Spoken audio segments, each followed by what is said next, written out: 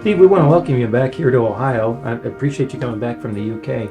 So, we wanted to talk a little bit about the story behind the CuddleCot, really, and find out, what made you guys come up with this invention, how it's being used over in the UK, and what brings it back over here to the US. Sure. Okay. Well, thanks so much for inviting me back over. I love spending time with you guys and seeing what the great work you've done, and obviously being one of our partners for the last 7 years or so now. So the CuddleCot is, most people have heard of the CuddleCot now, but it started when myself and my colleague Simon, when we designed the CuddleCot, we were working with obese and bariatric deceased, and a mum came to us and said, could we do something for her? She told us her story, and it was heartbreaking. The only time she'd actually got to spend with her son Finley was the night before the funeral, when the funeral director allowed the coffin to go home. And so we were already cooling, as I said, bariatrics and deceased with a pad system, but it was obviously a much, much larger system. So my colleague Simon and I, we sat down, we thought, yeah, we can probably do something. And after several weeks, months, and large wooden constructions and prototypes, we came up with the CuddleCot. And it does exactly what it's meant to be doing, just slowing down the change, cooling the baby, allowing the family that extra time with baby. So how were you able to get this sold in the UK to where hospitals said, yeah, we want that? Yeah, that's a really good question, Tony. We worked with a local hospital in Birmingham, excuse me, a local hospital in Birmingham, and they said, yeah, we really like the idea of it, we like the sound of it. So we brought it up and we presented it to the hospital, and they used it for the first time a few days later. And I can tell you that myself and Simon, neither of us slept that night at all, because we knew this system was being used for a family who'd been told you'll be able to spend more time with baby. And you can do all the testing in the world, but until it actually goes out into the real world, you just never know. But thankfully, we found out the next day that it worked a treat. The family had baby there for 2 or 3 days, and it was the best thing ever because they got time to spend with baby.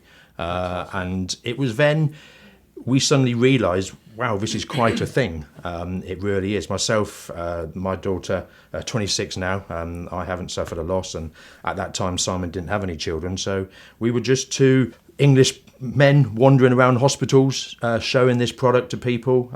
We did encounter a lot of resistance in the UK at first about why would they want this product? Why would the family want to actually spend time with baby? It was the midwives that made the choice for the family. They knew best. But slowly, and a lot of perseverance, we managed to change a few opinions. I remember a small conference we went to, and I always remember it. It was at Birmingham City Football Club in England. It was a small professional midwife conference. And we set up the night before. And we'd been put in this dreadful place underneath the stairs, basically. And then when we got in there the next morning, everything had been put towards the back. And this was a professional conference with professionals only, and they didn't want to talk about it.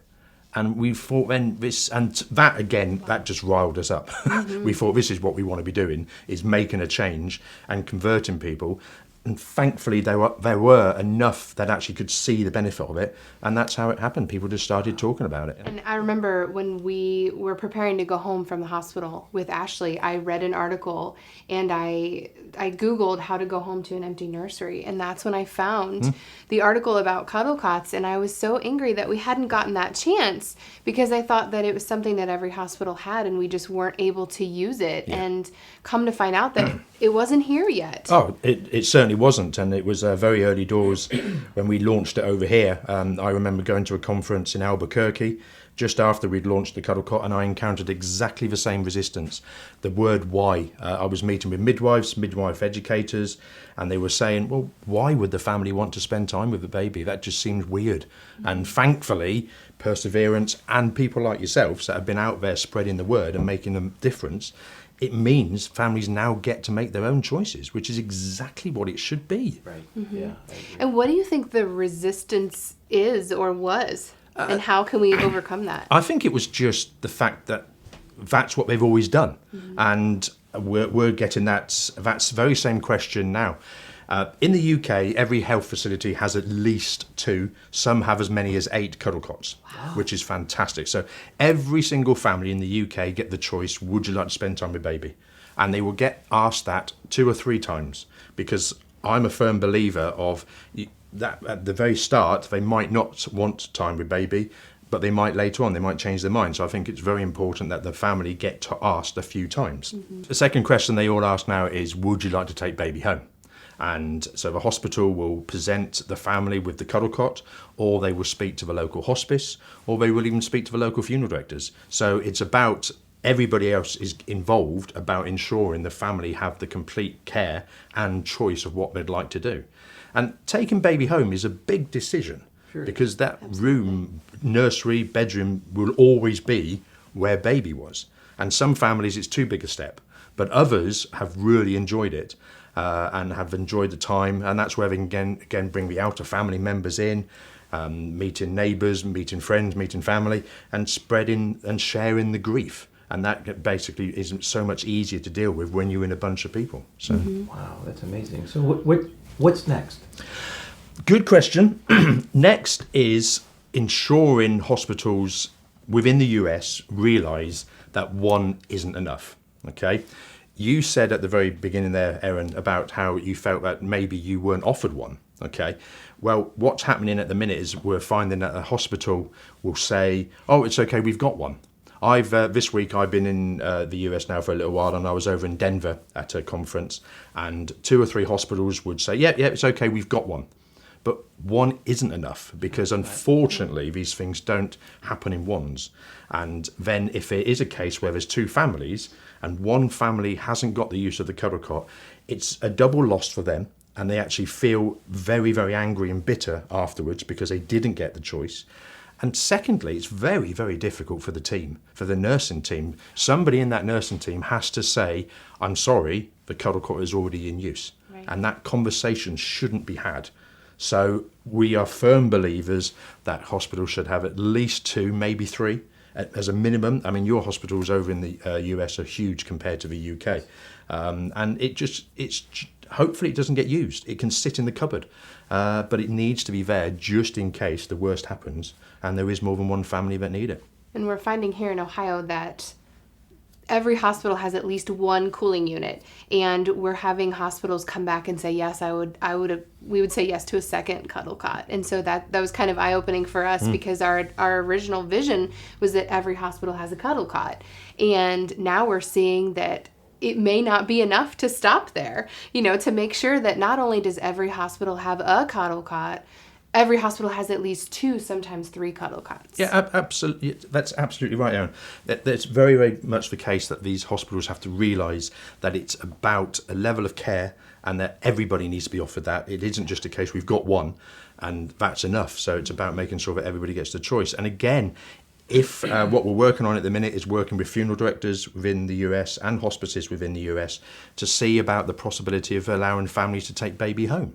Because as far as we can gather, we're still looking into it, that we can't find any state laws that say that isn't allowed. It's just hospital policies. Yes. Well, those hospital policies then need changing, because the way the modern world has moved on, and families should be given this choice. And I just think it's incredibly important to say to the family, it's your choice. You do what you want, when you want, and how you want. And that's obviously where the CuddleCot can actually come in and help with that. Steve, can you tell us a little bit more exactly what a CuddleCot does for families? Yeah, of course. So the CuddleCot unit itself is basically pumps and cools the water around the system. So baby would be placed on a pad like this one, which is all nice, soft and flexible, and that really, really works, because it means you can use it in anything, whether it's cots, cribs, Moses baskets. I had a family who wanted to use it in a car seat for some reason, and I had some friends who lost their baby at full term in England, and they placed this under the top sheet of the bed, and then baby on the bed, and then they got on the bed themselves. So by using the pad, it gives them many, many different options. Again, it's that word choice comes into it. Right. So the unit pumps water, which goes around the pad and constantly cools. And what that does, it takes the heat away from baby. And then it's just like when you burn your hand, you'll place your hand under a cold running tap. So by taking the heat away from baby, it slows down the change, allowing the family that time with baby. Some of the CuddleCots that were first made 9-10 years ago are still in use.